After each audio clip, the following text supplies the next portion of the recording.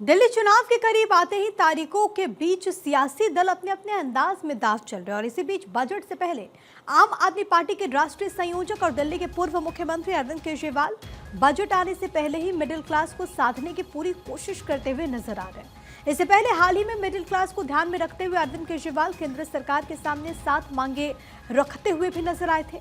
उन्होंने शिक्षा और हेल्थ पर बजट बढ़ाने, जरूरी चीजों के ऊपर से जीएसटी खत्म करने जैसी मांग की थी। और अब एक बार फिर अरविंद केजरीवाल ने मिडिल क्लास को ध्यान में रखते हुए नए सवाल उठाए। आज उन्होंने एक पीसी की जिसमें सरकारी पैसे के खर्च से जुड़े 2 अलग अलग मॉडल्स का उन्होंने जिक्र किया।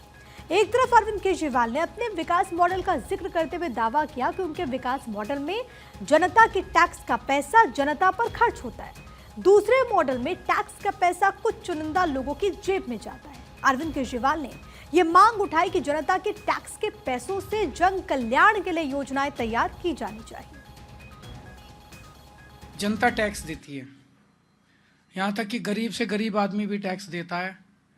जब बाजार से एक गरीब आदमी भिखारी माचिस खरीद के लाता है, खाने पीने की चीज़ें खरीदता है, कुछ भी खरीदता है तो उस पर जीएसटी लगता है, तरह तरह के टैक्स लगते हैं।